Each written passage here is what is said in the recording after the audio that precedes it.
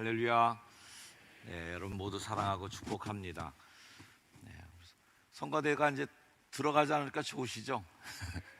악기 들고 앉아 계시기 쉽지 않으실 것 같은데 의자를 앞으로 습관되도록 편하게 이쪽으로 등 기대시도록 편하게 앉아서 앞을 향해 주시기를 바랍니다. 새날을 맞으신 여러분들 모든 삶 위에 하나님 인도하심이 넘치기를 축복합니다. 우리 함께 서로 인사하겠습니다. 매일 기적 같은 시간을 사세요. 매일 기적 같은 시간을 사시길 바랍니다. 매일의 일상이 기적이 되시기를 축복합니다. 다 아시다시피 올해 표현은 집중입니다. 포커싱. 뭔가에 집중해야 될 터인데 그 집중의 개념들을 오늘 다음 주일까지 말씀을 드리고 집중할 수 있는 신앙생활의 지침을 여러분과 함께 나누려고 합니다.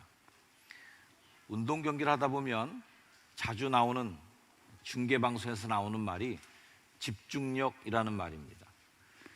경기에 집중력이 떨어졌다 하면 지는 거고요, 집중력이 좋았다 하면 약팀도 강팀을 이기더라고요.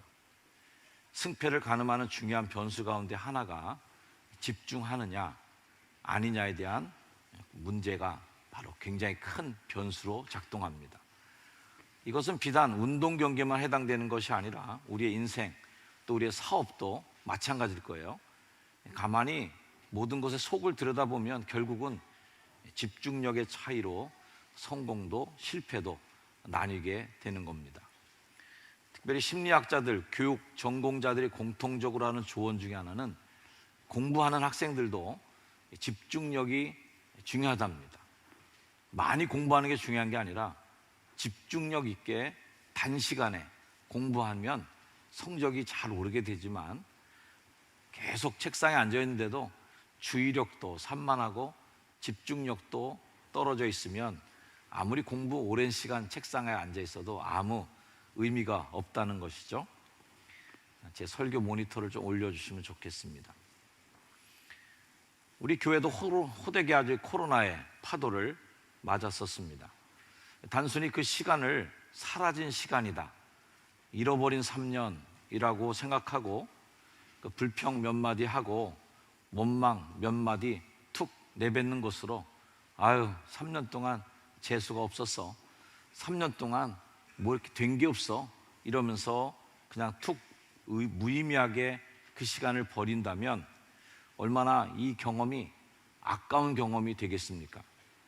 이 경험은 한국교회뿐만 아니라 우리 교회도 뭔가 새로운 시작을 하는 발판이 되고 원동력이 될 때 이 3년의 시간들은 결코 무의미하지 않고 우리 효성중앙교회와 또 한국교회와 또 이 사회를 더 건강하게 만들어 나가는 단단한 교두보가 될 것이라고 믿습니다. 코로나가 우리에게 준 가장 큰 혜택 가운데 하나는 중요도를 결정할 수 있게 하는 지혜를, 우선순위를 깨닫게 해준 겁니다.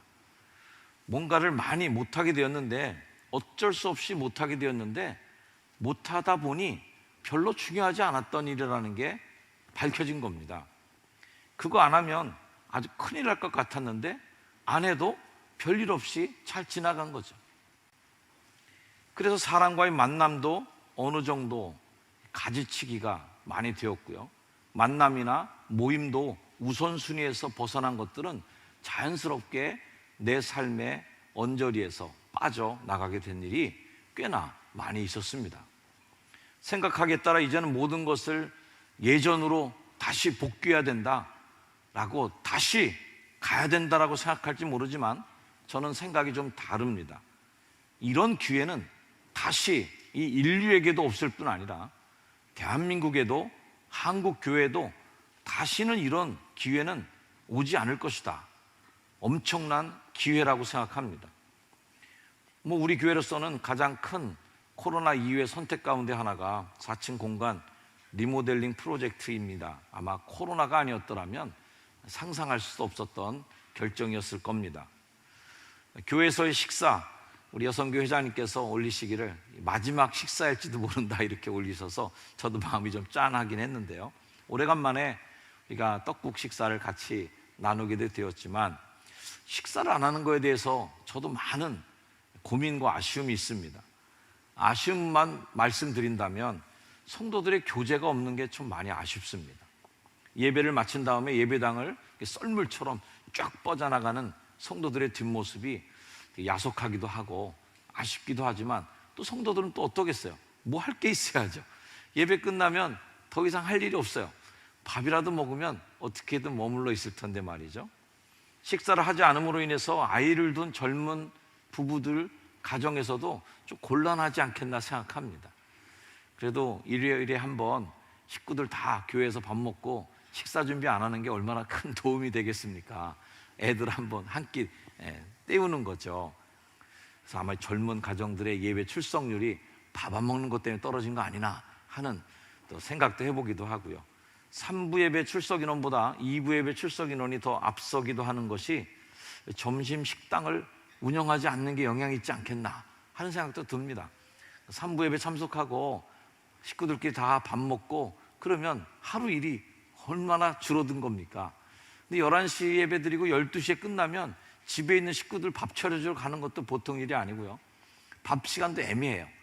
그래서 제가 생각할 때는 9시 예배 보고 10시쯤, 10시 반쯤 끝난 다음에 뭐 집에 가서 밥 차려 먹어도 되고, 또 어디 가도 그 시간에 갈 수 있으니까 가서 외식을 하든지 훨씬 더 9시 예배가 편해지고 있구나 하는 생각도 하게 됩니다.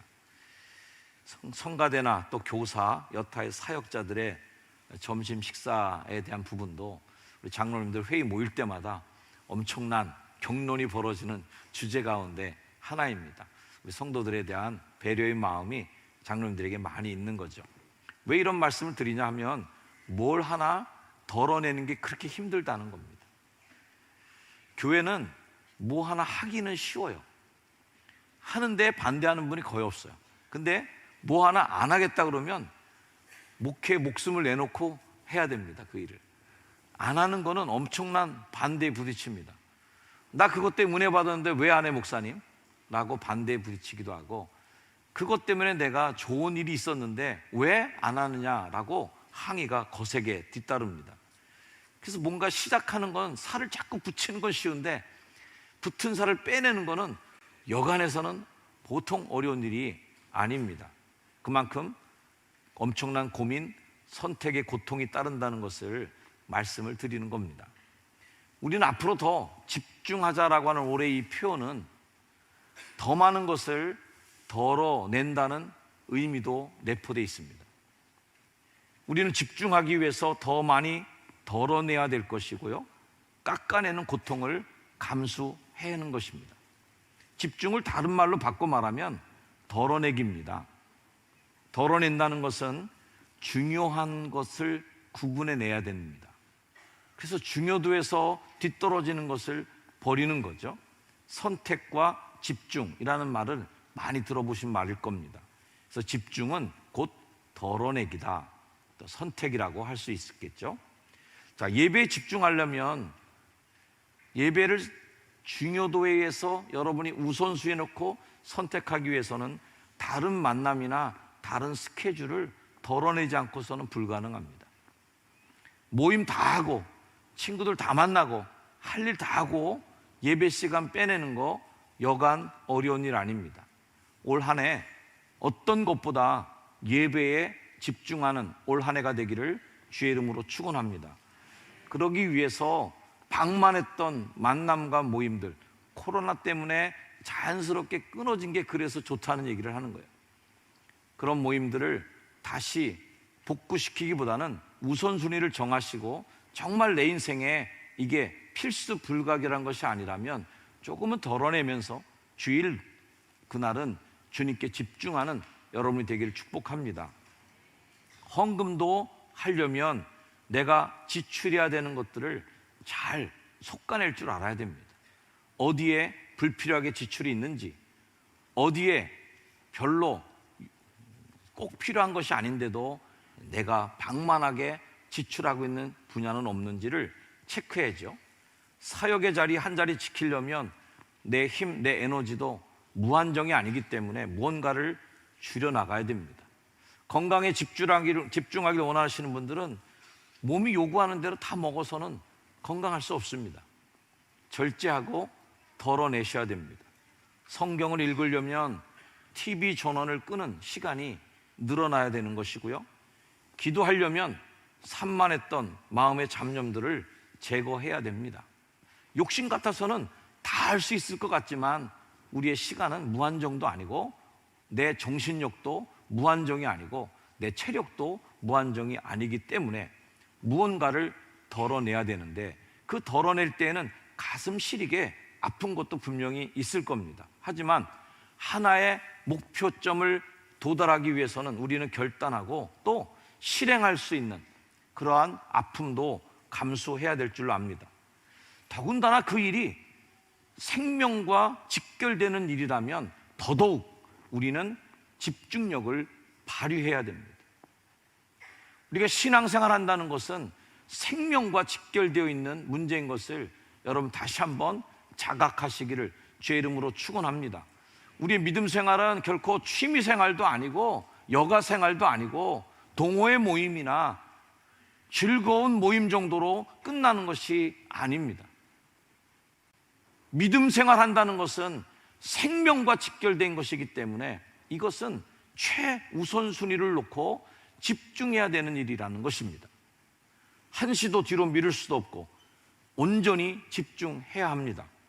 오늘 우리가 읽은 이 본문 말씀은 히브리서 12장 말씀을 읽었는데, 잘 아시다시피 11장은 믿음장이라고 불리우는 장에 이어지는 12장입니다.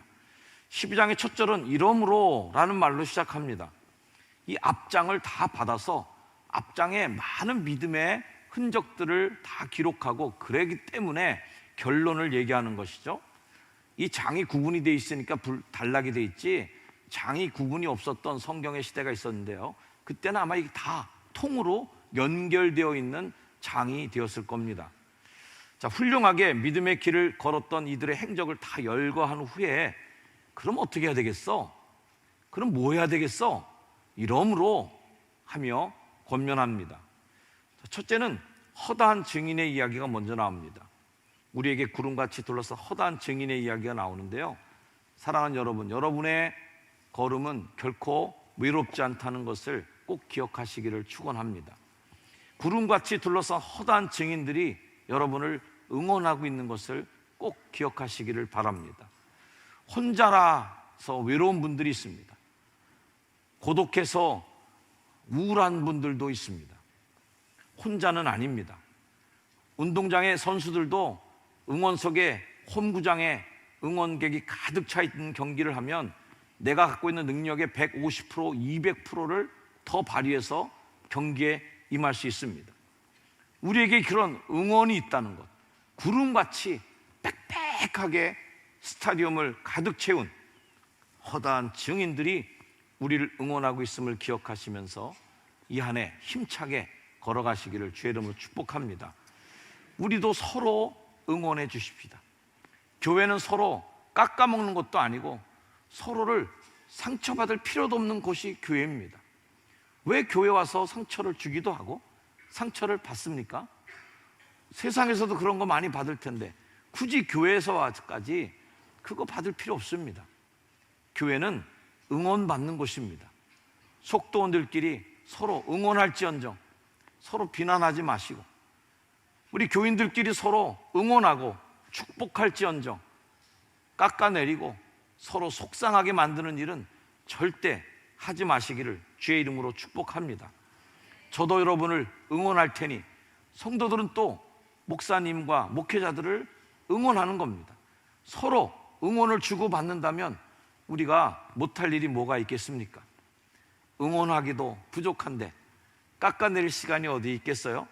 여러분 모두 응원을 받고 힘차게 한 해 승리하시기를 다시 한번 주의 이름으로 축원을 드립니다. 저도 여러분들이 2023년이라는 경기장에서 훌륭히 경기를 완주하실 수 있도록 승리의 면류관을 쓰실 때까지 응원을 보내드리겠습니다. 자, 경기에서 이기기 위해서는 오늘 성경 말씀에 두 가지가 나옵니다. 첫째는 집중하는 첫째는 무거운 것을 벗어버리는 것입니다.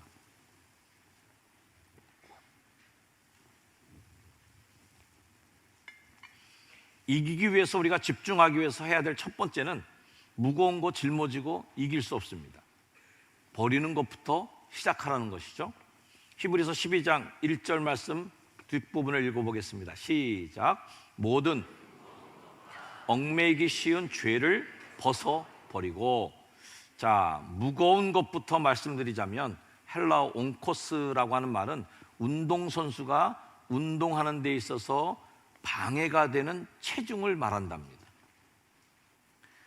운동선수치고 뭐 뱃살이 이렇게 늘어져 있고, 뭐 씨름 선수라면 좀 다르겠지만요, 몸이 다 좋습니다.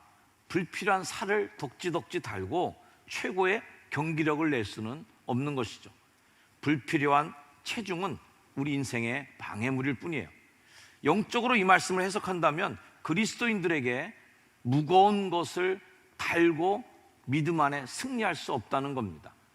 아까 설교 서두에 말씀드린 것처럼 방만한 만남들, 방만한 지출들, 방만한 사교들, 방만한 에너지의 방출들, 이런 것들 다 달고 믿음의 경주에서 이긴다는 거, 이거 불가능한 일입니다. 덜어내야 되는 것이죠.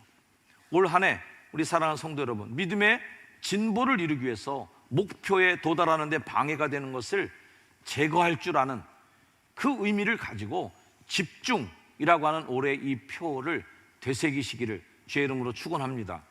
신앙 경주에 있어서 유일한 경쟁자는 누굴까요? 나 자신입니다. 내가 가장 나의 신앙의 방해꾼입니다. 마태복음 16장 말씀에 예수님께서는 제자가 되려면, 나를 따라오려면 자기를 부인하고 자기 십자가를 지고 나를 따르라는 겁니다. 자기를 부인하는 게 뭐예요? 자기가 갖고 있는 과체중을 깎아내라는 겁니다.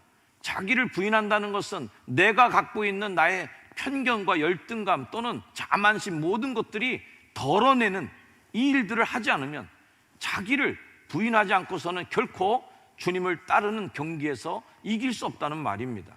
이거 저거 다 매달고 어떻게 믿음에도 승리자가 되기를 바라실 수 있겠어요? 무엇인가 덜어내는 결단이 있기를 축복합니다. 두 번째는 얽매이기 쉬운 것을 벗어버리는 것입니다. 이 얽매이다라는 말의 원래 의미는 착 달라붙다라는 그러한 의미다라는 주장을 많이 합니다. 고대의 경주자들을 가끔 이렇게 올림피아드 경기하는 사람들 그림 새긴 거 보신 적 있죠? 다 벌거벗고 운동을 하는 모습을 보셨을 겁니다. 만약 경기하는 자가 치렁치렁한 옷을, 멋부리는 옷을 입고 경기한다면 어떻게 되겠습니까? 제 가운도 굉장히 경기하는 데는 아주 별로 적합치 않은 복장입니다. 이거 입고 한번 뛴다고 한번 생각해 보세요. 이게 말이 되겠습니까? 이게 자꾸 덜러붙는 거예요.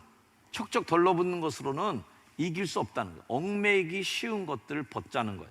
고대의 경주자들은 다 벗고 뛰었습니다. 이 말씀은 달라붙어서 얽어맨 옷자락을 벗어 던지라는 말씀인데, 요즘에 최근에 육상 선수들 보면 완전히 몸에 쫙 달라붙는 그런 옷으로 바람의 저항까지도 느껴지지 않도록, 그래서 온몸에 부담감을 최소화시키는 가장 적은 분량의 옷을 입고 뛰는 모습을 봅니다. 죄는 생각만큼 쉽게 떨어지지 않습니다. 말 그대로 찰그머리처럼 착 달라붙어 있습니다. 아무리 달라붙어 있고 했던 것이라도 우리가 경기에서 이기려면 죄를 덜어내야 됩니다. 실제로 경주하는 선수들에게 이제 코치가 있는데요, 코치들은 선수만큼 잘하지 못해요. 감독이라고 해서 공을 선수만큼 더 잘 차겠습니까? 아르헨티나 감독이 메시만큼 공을 잘 차겠어요? 그런데도 감독과 코치는 그들을 조련하고 그들에게 작전을 명령합니다. 왜냐하면 선수도 자기 스스로가 깨닫지 못하는 습관, 나쁜 버릇, 자기 스스로가 체크해내지 못하는 단점들이 있거든요. 그거를 코치가 지적해 주는 것입니다. 여러분들도 마찬가지죠. 여러분 모르는 어떤 나쁜 성향들, 성품의 왜곡된 부분들, 모자른 부분들, 또는 더 과도하게 뭔가 붙어서 무겁게 되는 것들이 목사의 눈에는 보입니다. 그런 것들을 코치가 지적해 주는 것이죠. 이건 하면 안 됩니다. 이런 건 더 열심히 이쪽 부분을 운동하셔야 됩니다 라는 거죠. 한 가지를 극복하면 한 가지가 또 치고 들어옵니다. 여러분들 모두에게 성장을, 경기의 우승을 방해하는 요소들을 다 떨쳐버리시고, 얽매기 쉬운 것을 떨쳐버리고 경기를 멈추지 마시고 죄의 유혹을 이겨내는 승리하는 한 해가 되기를 축복합니다. 이렇게 얽매기 쉬운 것, 무거운 것을 벗어던진 사람들은 마지막에 필요한 것은 정신력입니다. 완주할 수 있는 인내입니다. 여러분에게는 2023이라고 하는 트랙이 펼쳐져 있습니다. 모두가 예상하듯 올 한 해의 모든 일들이 만만치 않다는 전망들을 하고 있습니다. 우리가 완주해야 될 경기는 고난의 경지일 수 있고 인내를 테스트하는 경주일 수도 있습니다. 다시 한번 여러분들 신발끈 동여매시고 힘차게 달려나가시기를 바랍니다. 그래서 12장 1절에는 어떻게 얘기합니까? 인내로 우리 앞에 당한 경주를 하라는 겁니다. 경주는 인내로 하는 겁니다. 따라합시다. 경주는 인내로 완주합니다. 이 경주의 승패는 인내와 끈기에 있습니다. 장거리 경주에서, 인생길에서 가장 필요한 것은 스피드도 순발력도 아니고 인내입니다. 끝까지 하셔야 합니다. 인생을 돌아볼 때 가장 아쉬웠던 것을 말할 때 빌 하이벨스 목사님은 아무것도 본원이 없을 때 당신은 누구인가라는 책에서 인내하지 못한 사람들의 후회를 이렇게 정리합니다. 그만두지 말고 계속 했더라면. 이것을 많은 사람들이 가장 후회한다는 겁니다. 구체적인 예를 들어줍니다. 고등학교나 대학이나 대학원 공부를 마쳤더라면, 성악이나 춤, 피아노나 스키 강습을 계속 받았더라면, 좀 낮은 수준의 일을 하긴 했지만 그래도 승진 가능성이 많았던 그 직장을 그만두지 말았더라면, 오래 지속하다가 사이가 벌어지며 끊겨버린 친구 관계를 계속 유지했더라면, 그리고 하나님을 포기하지 않았더라면. 왜 사람들이 인내하지 못하고 포기할까? 인내는 어렵지만 포기는 너무 쉽기 때문에 그렇습니다. 여러분, 포기하지 마시기 주의 이름으로 축원합니다. 기권은 더더욱 하지 마시기를 바랍니다. 여러분 앞에 놓여진 경기를 끝까지 인내로서 완주하시기를 바랍니다. 올 한 해 12월 31일 다시 우리가 송경신 예배 때 만날 때에는 경주에서 완주한 이의 기쁨을 여러분 모두가 누리시기를 축복합니다. 기권하고 싶을 때마다 구름같이 허다한 우리의 믿음의 선배들이 박수로 마지막 완주할 것을 응원하는 소리를 들으십시오.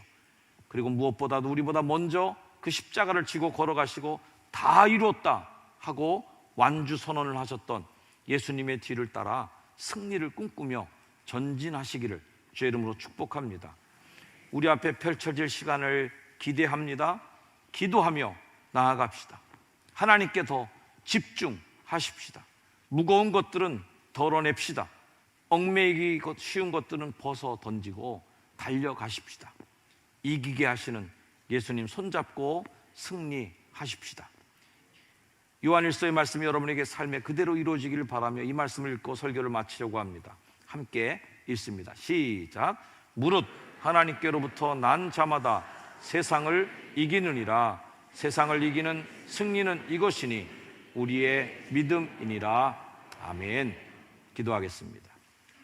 하나님, 우리에게 일어날 일을 기대합니다. 주와 함께 걸어가는 2023년도 무거운 것 다 덜어내게 하시고, 얽매이기 쉬운 죄 다 털어내게 해주시고, 인내로 우리 앞에 당한 경주를 완수하여 오직 구원의 주, 우리들의 삶의 희망이신 예수를 바라보며 승리하는 삶을 살게 하여 주시옵소서. 우리 주 예수님의 이름으로 간절히 기도드렸사옵나이다. 아멘.